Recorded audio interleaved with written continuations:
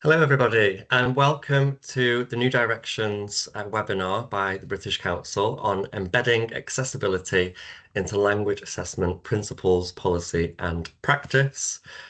My name is Damon. First of all, I'm just going to take you through the housekeeping rules for today's session. The session will be recorded and the link will be shared post-webinar. You can use the Q&A button, which is at the top of the screen, for questions. And please remember to upvote questions of interest to you.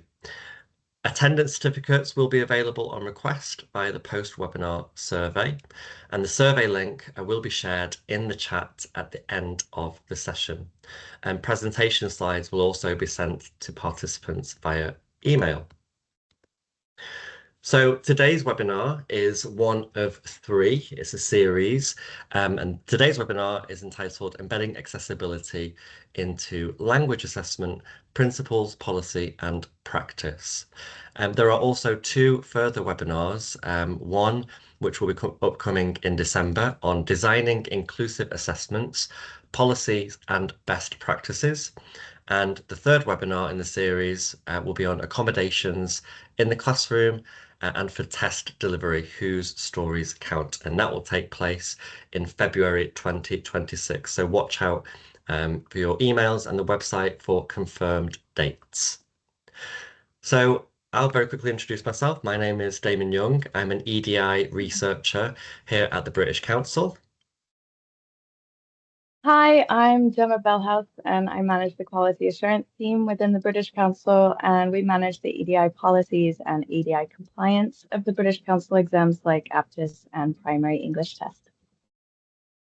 Hi, and I'm Andrew Skinner. I'm part of our diversity unit, which manages the EDI strategy for the British Council. So the particular area that I work in is the disability strategy. Okay, thanks, Gemma. Thanks, Andrew. So just very quickly, a very quick overview of your roles and contexts. We thought it'd be interesting to kind of share where all you attendees are, kind of what roles you're in and where you're joining from. So thank you very much for joining. We've got teachers, academic researchers, teacher trainers, school leaders, with people from Italy, Mexico, Pakistan, Greece, Vietnam, Brazil, all over the world. So again, thank you very much for joining today's session. I'd just like to go over the session aims so it's clear what's going to be covered in today's first webinar in this three-part series. The first part is about what is accessibility for assessment. So we're going to look at terms and definitions of that. Then we'll move on to an overview of the European Accessibility Act 2019, policy and practice. Moving on to the British Council policy enactment versus implementation. We'll then talk about evolution of accessibility, then classroom versus testing environments. We'll also look at examples of internal British Council policies, and there will also be a chance to kind of link to those as well. We'll finish with the Q&A with myself, Gemma and Andrew, and then again, we'll give you a bit more information about the upcoming series, the other two EDI webinar sessions.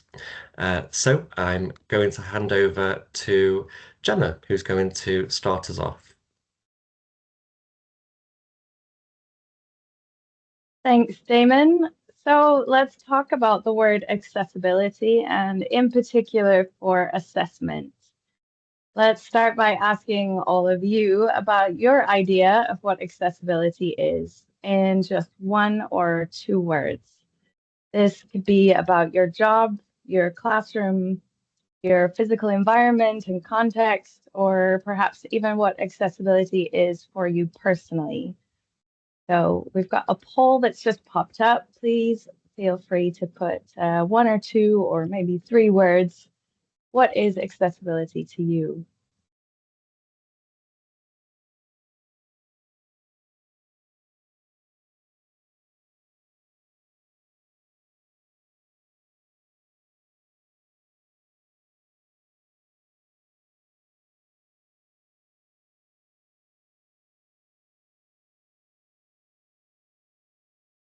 Okay. A nice thumbs up that just popped up.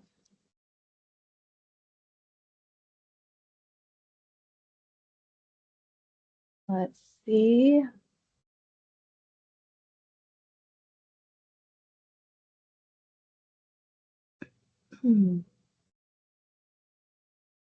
Results popping up.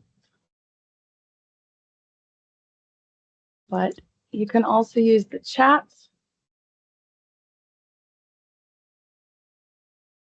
Nice interconnectedness, adapting to all kinds of people.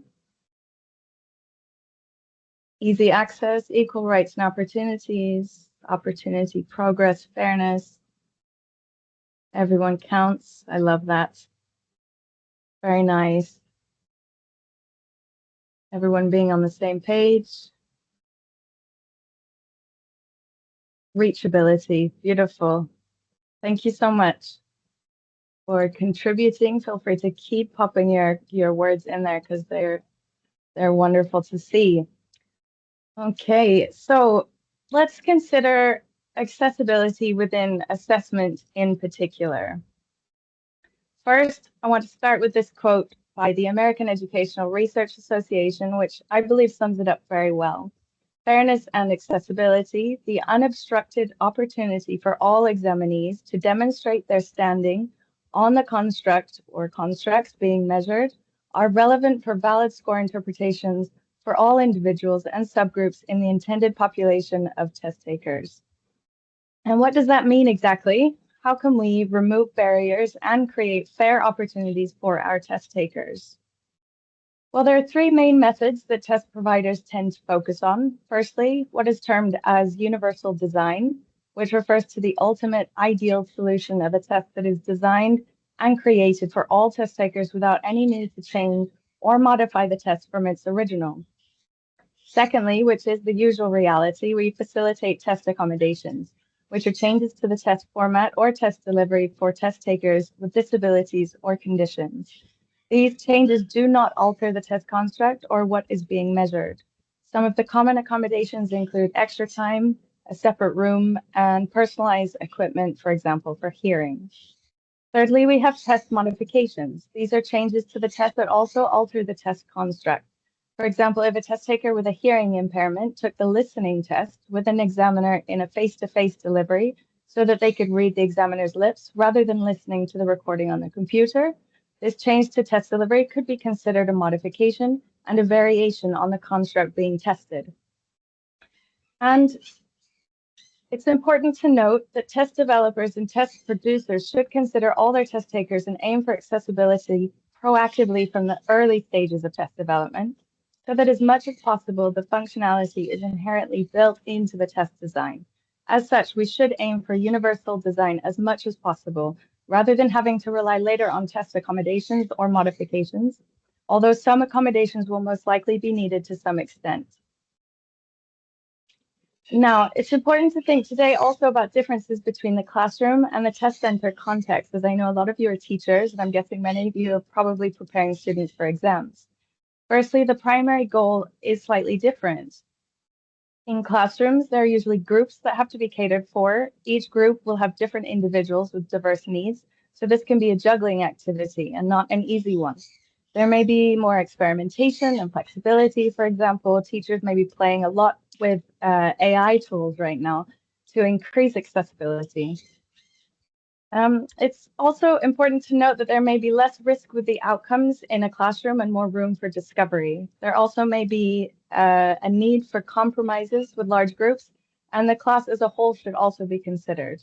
Many modifications may be possible, including those to classroom materials, group assignments, and the classroom assessments and feedback.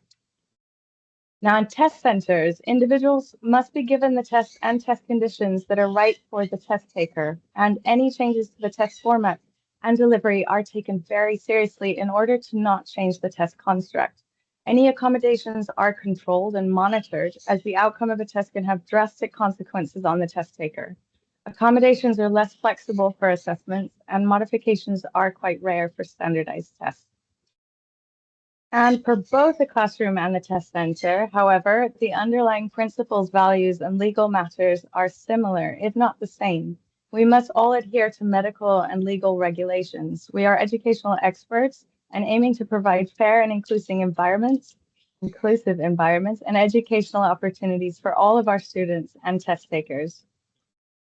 And with that, I'll hand over to Andrew. Thanks, Gemma. So just as a declaration before I start, the next section is going to be about legal issues, so it's going to be a little bit dry. I apologize. I'll try to keep technical terms to minimum, but it's the nature of the content itself. So I'm going to connect to one of the points Gemma mentioned about universal design and discuss how those principles helped inform the development of the web-based accessibility guidance, which starts from the 1990s onwards, and which over time has been given legal weight in particular contexts.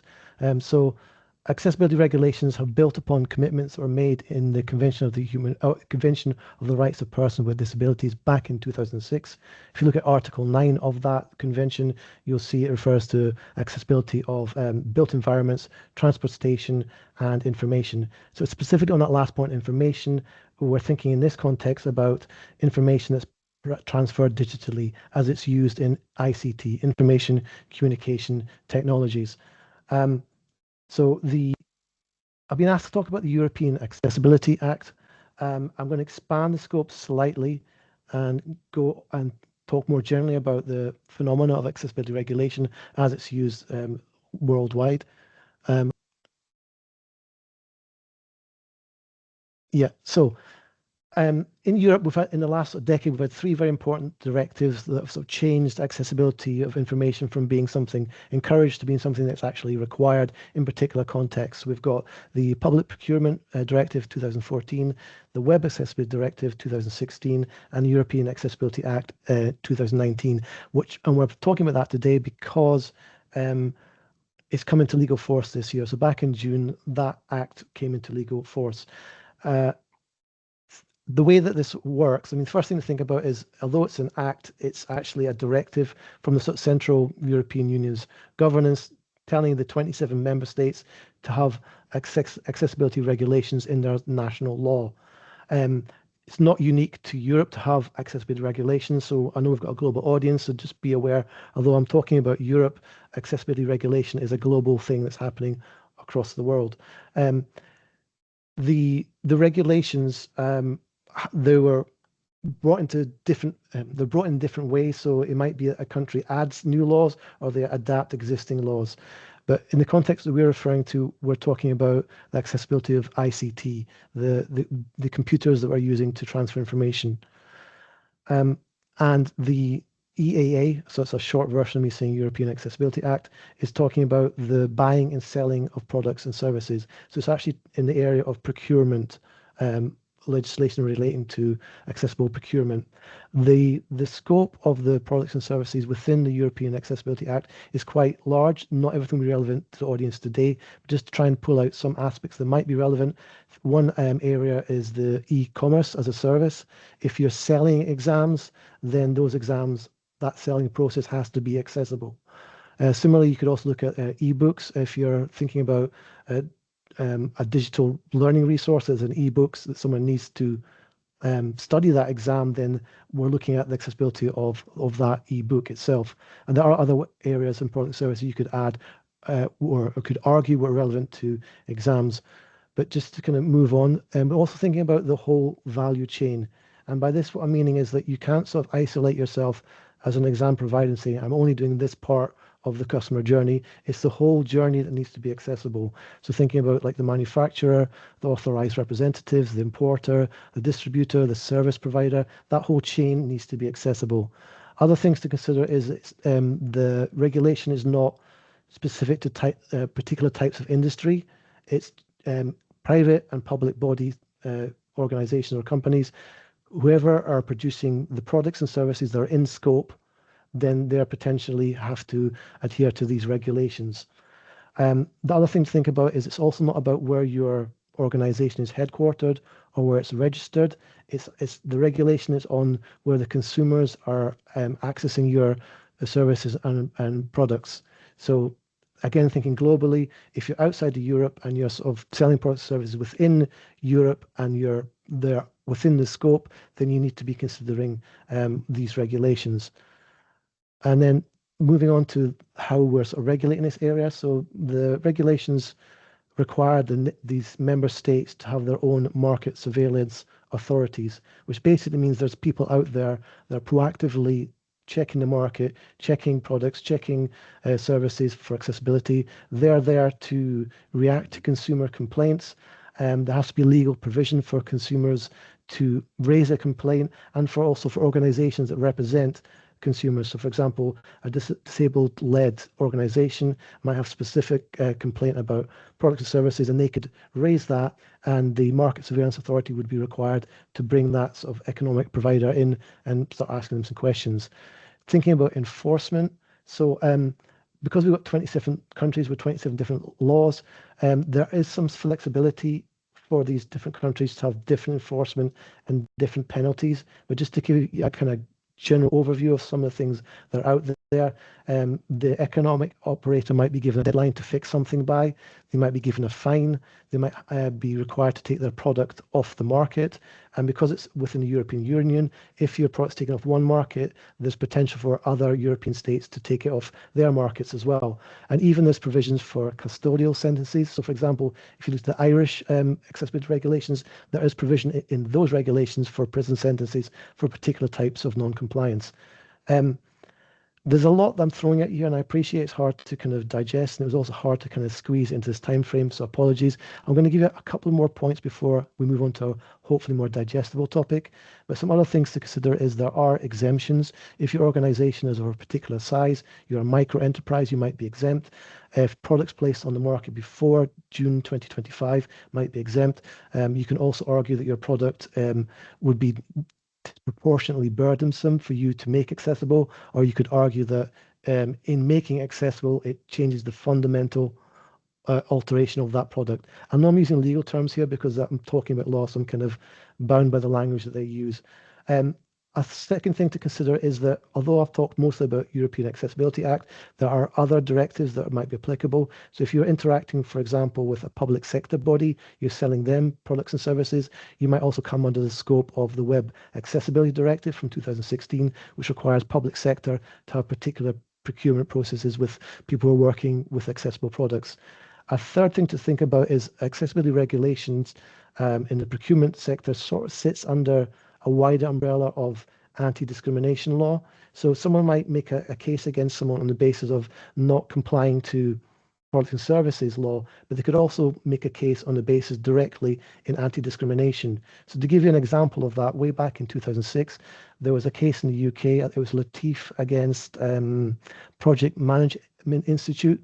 So this is long before the regulations I'm talking about, but 2006, this person was sitting at a work-related exam.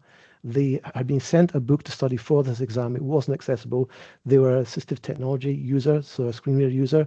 They told the company then sent them a PDF. That PDF itself wasn't accessible, so they couldn't access the content. So they made a case against this organization saying, listen, I couldn't read your content, therefore I couldn't pass the exam, therefore I couldn't get promotion at work, therefore I couldn't get access to the higher salary that I was trying to get access to. So they could argue that there was a tangible harm to them on the basis of a protected characteristic of them being a disabled person. So just be aware that even though you might say, potentially, I'm not sure that my products is under the EAA, there's still a case for someone to make a direct argument under anti-discrimination law.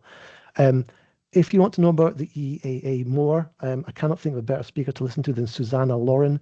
She's part of the International Association of Accessibility Professionals. She's the EU representative. She's also involved in the working group for the standards applicable to that. If you listen to her, she's great.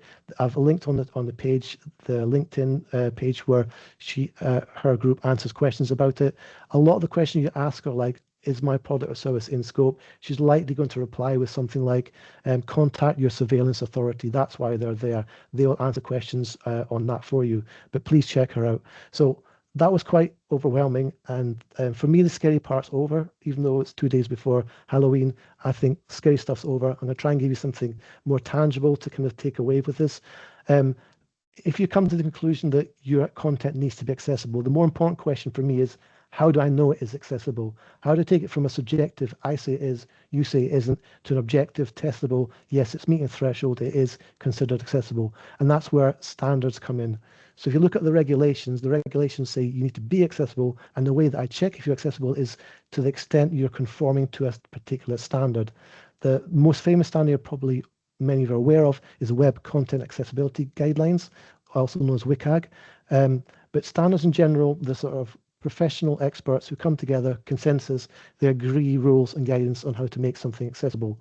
They ensure quality, safety, efficiency, and compatibility. And also they're testable, which is very important. So the EAA, the European Accessibility Act, has its own technical standard, which has the unfortunate name of EN 301-549. I can't change that. I didn't name that. But if you're involved in making digital content accessible, I would recommend being aware of the contents of that particular standard. It covers a wider range of ICT than WCAG does. So your hardware, software, if you open up, you'll look at the different clauses. It talks about website accessibility, document accessibility, software accessibility, even things like ICT that has two-way communication. So I'm speaking to the technology, it's speaking back to me. Guidance on how to make those sort of things accessible. Because that's covering more than the WCAG does, it's also been adopted outside of Europe. So getting back to our global audience, this standard I'm talking about, EN 301-549, it's been adopted in Japan, in India, in Kenya, and in Canada. So just be aware that even though it's European based, it does have a presence more globally. There's a new version coming, hopefully beginning of next year, so version 4. So I've thrown a lot of information at you. I've talked very fast, apologize. I want to give you something to take away that's a little bit more digestible. For me, the important question is not, am I legally compliant? How much am I going to be fined? I look at accessibility as an ethical question. And the question I prefer us to ask ourselves is my approach to content design causing access difficulties for people with different lived experiences, such as users of assistive technology? So put it more bluntly, if I keep doing what I'm doing, am I excluding part of my audience? And quite often, frankly, the answer is yes, you are. So if you want to move on your accessibility journey from being less accessible to more accessible, what's the practical steps? So my suggestion is to improve accessibility, initially refer to the technical standards. That's not to say that standards cover everything, and there's not more that you can do, but they kind of cover the core minimum things that should be in place. And quite often when we look at digital content, people are failing to reach minimum. So it's kind of a mute point for me to say, what extra can I do if I'm not doing the minimum? There's more you can do, and I encourage that, but make sure you're at least getting minimal compliance. Work with people who understand these things. These are quite technical. Work with designers who are proficient in this area. And that's going to lead me on to the next point. Because there's a lot of spotlight on accessibility at the moment, it's a new area. There's a lot of organizations popping up and people on LinkedIn saying they're experts. If you're new to this area, you might stumble across some bad advice. So my personal takeaway for you would be to recommend some providers that are known, been in the area for a long time, and you can refer to them until you've got your grounding in this area of digital accessibility. So I'm recommending 4. The first is the International Association of Accessibility Professionals.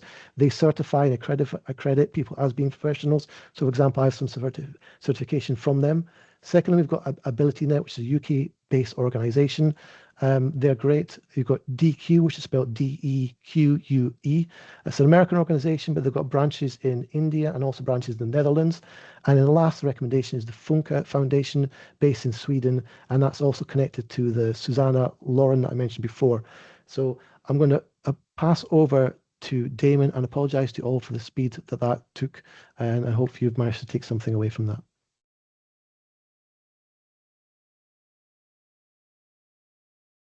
Thanks, Andrew. That was, yeah, really, really, really insightful. Thanks for that summary and thanks for the key takeaways. I think they'll be really useful for the global audience that we have right now. So moving on to the British Council context and what we do. I'm first just going to speak about what, kind of off the back of what Andrew has mentioned about what, what policy looks like, how it's created.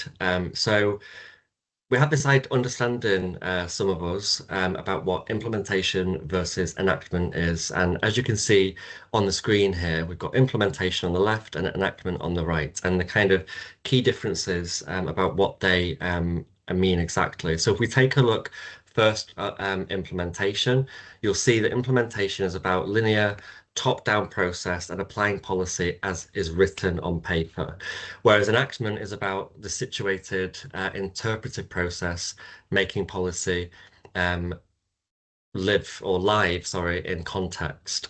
So it's more context based. It's about the authenticity around it, and it's about the people involved in acting out the actual policy itself. The second one focused on delivery, compliance, and accountability for implementation, whereas enactment is more about centered on sense making, adaptation, and agency. So as you can see, again, it's about implementation is all about it treats policy as the text should be followed. And again, if we link it to the first point about this linear top-down process, it's about people sitting around a table making decisions, whereas the enactment part treats policy as negotiated through people, cultures, and resources that are available within your own context. And the final point is implementation is measured by whether actions match intentions. So a policy may outline certain procedures that should be followed, but in reality, it's measured by meaning and whether these practices evolve locally and in your own context. So the example that I want to give in terms of test taker implication and through the lens of implementation and enactment is by what happens and an example question. So again, if we take a look at implementation first and what happens, policy is applied as written, as I just previously mentioned. If we take this example question here, were accommodations granted according to procedure? So it's all procedural. Was the procedure followed by the policy? Yes, candidate formally receives extra time if it's an accommodation that we're talking about, whereas enactment is about how the policy is interpreted and lived, the real experience. So the question that we would ask in that context would be, was the accommodation meaningful and equitable in practice? For example, did it work for the candidate? Did it not work for the candidate? And from a test taker's implication, it's about candidates' lived experience, and that very much depends on staff understanding related to training, the environment, and institutional cultures, or the school that you work at, the university you work at, etc. So one of the things that we kind of were and thank you for answering these, by the way, was all about kind of what challenges you were facing. And this is very much kind of around the idea of data collection was one of the high ones on there. It was about resources, it was about training. So all very important aspects of, connecting to policy, connecting to laws, and what that looks like in reality, and how you can make sure your policy for test takers is relevant and usable for their context and their needs. So I'm going to take you through very quickly a quick overview of embedding assessment transformation policy into practice. And I'm going to explain the framework that you can kind of see. I've broken it down into sections to make it a bit more digestible. So the first one is, or step one, is around governance and policy creation. So we have leadership, this top-down approach, and how their top-down approach, people should be making themselves or holding themselves to account, and how people kind of at the enactment level should also be allowed to resist the policy and say, actually, we're not sure this is working. And this is very much founded by work by Barnheiser in 2013, who explores how policy can be weakened through either structural design, poor oversight, or passive neglect. And this lens is fundamentally designed to examine institutional arrangements, competing priorities, and bureaucratic tape and barriers. So how institutional governance structures, accountability systems, and competing priorities either support or sabotage equality enactment, either intentionally or structurally. That's the first stage. The second stage is about instrument mix. So how can we the institutional interpretation. So again, for your context, what does that look like? And do we need training? What data are we collecting? Do we need to look at the curriculum design that is connected to assessment? So the policy tools and mechanisms through which equality aims are operationalized, training modules, data audits, equality impact assessments are very important at this stage. And instrument mix is concerned with the tools and mechanisms through which policy aims are delivered. So again, how they're delivered on the ground, such as training, data, etc. And this was very much founded by a Welsh researcher, Smith 2021. Step 3 is all about interpretive space. And at this stage, it's where kind of evaluation, the first stage of evaluation comes in terms of culture, values, and knowledge. This research is founded by Priestley and Filippo and Ball et al. And Ball is a global expert on policy, enactment and implementation. And the focus here is on how institutional actors, so test center staff, test takers themselves, how they interpret and reframe policy and how, connecting to that idea of resistance and the feedback loops that are important in kind of making sure this continuous evaluation takes shape so that we move forward into a more kind of equitable test situation. And the final step, step 4, is very much heavily focused on evaluation feedback. So what type of funding is available, how much training time was there, and the emotional labor kind of included in creating the policy from that top-down approach, who's involved at what stages. The material supports relates to implementation theory and critical policy studies. It mainly concerns the tangible resources that underpin or constrain implementation, such as staffing, funding, and time allocation. The tangible resources and infrastructures, as mentioned, staff, funding, training, make or break the implementation and enactment and the capacity at which we can do so. So why this framework? Well, it's a framework that kind of helps for evaluation. It's a framework that helps for accountability for the people that sit around the table to create these policies. But as you can see on the screen, it's a cyclical process. So it doesn't stop. It doesn't mean that, okay, we've done that, we should now just kind of put that to bed. Actually, it's an ongoing process to make sure that as we evolve, as we start using more technology through AI, for example. Are these processes feasible? Can we do that? Do we have the resources to do that? At this stage, I'd like to ask you a question about the type of EDI data that is currently collected. So have a think for a moment and then type in the box, in the poll box, if you're able to, or in the chat, but preferably in the poll box, what kind of EDI policy would be useful? Sorry, what kind of data do you currently collect? For example, do you collect data around the number of students with particular conditions that may require accommodations for tests, such as students with ADHD or learning difficulties? So pop in the box what your thoughts are. So using feedback surveys to take it, yeah. Test taker feedback, okay, good. Yeah, so asking students directly about what they need, yeah, absolutely. Special needs, so yeah, thinking about those accommodations, absolutely. Past years, so based on experience, visually impaired, yeah, definitely. Yeah, declared needs, so thinking about the students that already have those accommodations or conditions as being recognized. Good, okay. Excellent. These are good responses. Thank you for sharing that. Really, really helpful. What I'm going to do now is I'm going to show you why data matters for accountability at the British Council and kind of a snapshot, if you like, or a preview of what our dashboard may look like. So I'm going to move on to the next slide so we can take a look. Thank you for your responses. They're very, very helpful. So here you can see two screenshots of why data matters for accountability.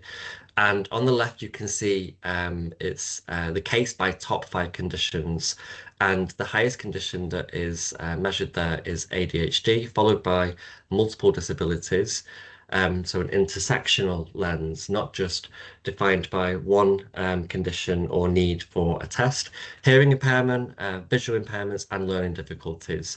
And on the right, we've got data that we have collected around total cases by top 5 accommodations. And they, the top 2 there, as you can see, are connected to extra time with allowance for room accommodation or a separate room, and extra time with allowance as well. So here at British Council, we collect this data so we can kind of map out, as we're a global organisation and we run tests globally, it's good for us to see, okay, what resources can we allocate in this particular region?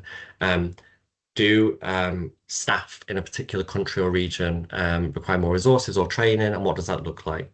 So that's just a kind of preview of that.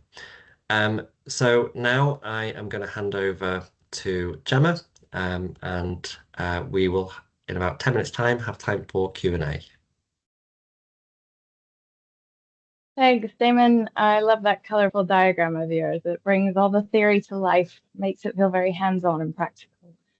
So let's now deep dive into some policy and process examples of what we do at the British Council to improve accessibility for our test takers. At the British Council, we focus on the social model of integration and inclusion over the more traditional medical model, which tends to prescribe and exclude. We aim to mainstream equality, diversity, and inclusion into all of our products and processes, which we also call an EDI by design philosophy.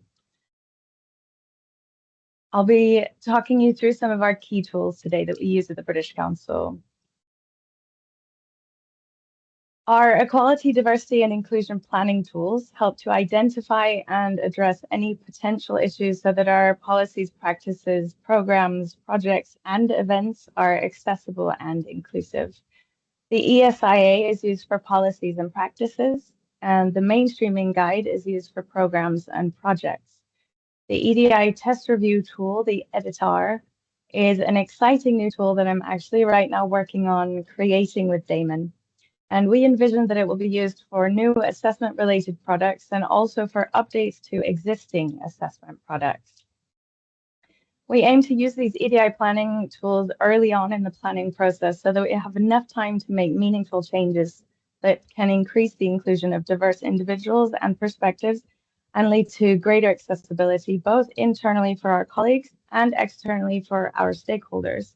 Please do get in touch with us if you'd like to learn more about these tools and how they can be useful for your contexts and organizations. 2 of our internal policies are shown here on the slide. One is for the process of approving and delivering test accommodations for British Council tests. And that's the data that Damon was just showing you. And the other is for writing more inclusive test content. You can right now scan the QR codes and download both of the policies today. Both of these policies were developed initially by myself and my team, and also just updated earlier this year with the support of the expertise of many, many colleagues at the British Council. That's from the research team and the EDI teams, and of course, test production and quality assurance teams. We've all supported these policies and worked to improve them. The accommodation policy was updated with 2 processes that are outlined, one for online test accommodations that are built into our digital platform and easier to implement, and the other for offline accommodations, which are not on the computer, and they may need the development of new resources and therefore will take longer.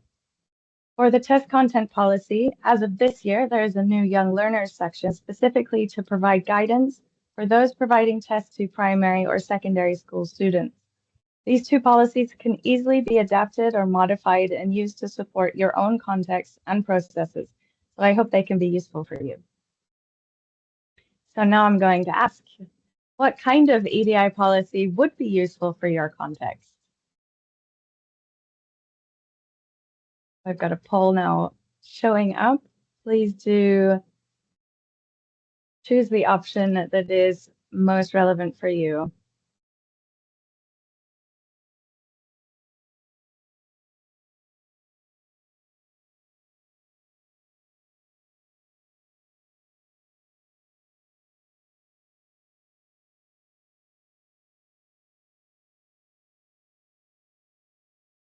Fantastic.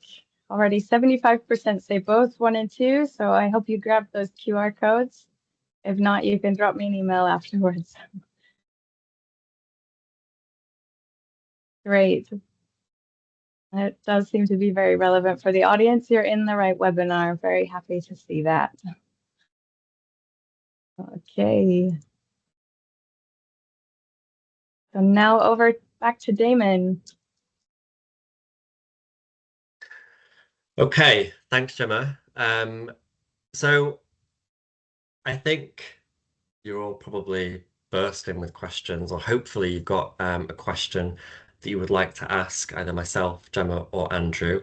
So feel free to pop them into the Q&A. And remember, you can upvote a question.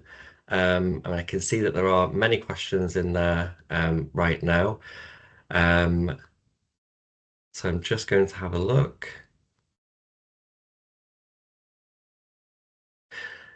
Yeah, so I think with maybe Gemma might be best suited to answer this question. The data that we looked at, Gemma, and the kind of screenshots that I had about the top five accommodations, etc. The data primarily comes from which exams is the data coming from, and what year does it refer to? Nice question and an easy one. Thank you for that. This is data from our Aptus Suite dashboard. So that's the Aptus Suite, Aptus General, Aptus for Teens, Aptus for Teachers, also FET. And it's all of the data. So from the beginning, when we started collecting the data, very, very beginning, I believe 2016 up until now, the dashboard has been revised and updated and tweaked with a lot of work from my team to make it cleaner, make it more usable for researchers such as Damon and myself for us to present it. And we have definitely learned from this data and have used it to improve the way that we provide services and support for our test takers. Great, thanks, Gemma. And we've got a question here as well about what materials can you signpost to support with embedding EDI in the classroom and assessment? And I've got yeah, two useful links that will pop in the chat. One of them takes you to British Council Teaching English website, whereby a whole team of British Council representatives went to IA TEFL, which was hosted in Edinburgh in Scotland, which is where I'm based. Very sunny here today in Scotland. And there's lots of very helpful, useful resources on there, kind of connected to what we're talking about today. So there will be the presentations that they conducted around some around equity and embedding EDI into classroom materials, for example. And yeah, there are resources you can download from that website as well. And the second one, as Gemma spoke to earlier around the equality, diversity, inclusion policy for test content creation, is a really useful tool and a really useful policy for kind of looking at a very clear example if you're considering thinking about how you can kind of embed EDI in assessment. So both of those links will be popped into the chat if they haven't already been done so. So yes, they're really great resources. So feel free to have a look at those there. And any further questions? I'm just taking a look now. Yes, the EDI resource is available for free. The ones that I've just mentioned would be a really good starting point, I think. I think the links also that Andrew spoke to earlier, for example, the IAAP, there's lots of useful resources on there that will kind of signpost to if you want to become an accredited person in WCAG, for example, they have lots of useful resources, ideas, and links on that website. So yeah, once you get the slides sent out, I'd definitely check those out too. Lots of great free resources on there. Yes, these slides will be available after the presentation, so you will get an email out. And I don't see any further questions in the Q&A just now. So I think, yeah, at this point, I think it might be good to kind of move on to the final stages of our presentation, and to look at kind of what you were hoping to get out. So as you can see on the screen there, um, quite mixed really, from your responses. And again, thank you for responding to these. Very important for us to kind of think about what we want to deliver and kind of help you to better prepare, or advise even on how you can embed EDI in the classroom, whether it's assessments for test takers in the classroom, or beyond. So thanks again for doing that. I'm going to hand over to Gem now, who's going to go through the key ideas to take away. So over to you, Gem. Thanks, Damon, and thanks for your questions. And if you have any follow-up questions, we're always here to have a chat conversation with you. So today's takeaways in 4 main points. To summarize, firstly, it's important to have your own policies and guiding documentation for your context and your stakeholders. Secondly, in order to implement your policies, be sure to regularly train and familiarize your stakeholders with these policies. Thirdly, collect data and feedback to improve upon your policies and the training. And finally, keep participating and showing up in shared spaces like our webinar today to share resources and so we can learn from each other. Here are a few references of EDI-related publications by British Council experts. These publications are linked closely to our internal British Council policies that we referred to earlier. Do look them up if you'd like some fun bedtime reading. And a big thank you to Damon and Andrew for today, and thank you to the New Directions team for organizing this webinar. Most of all, thank you so much all for attending today. Please do fill in the feedback survey. The link is in the chat.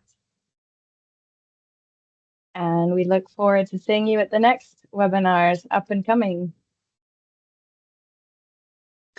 And just a final thought, if you have any queries, questions, you'd like to follow myself, Gemma, and Andrew on LinkedIn, you can scan the QR codes on the screen now. Of course, they'll be available after the webinar. They'll be emailed out to you. Feel free to drop us an email, get in touch if you have any questions or queries.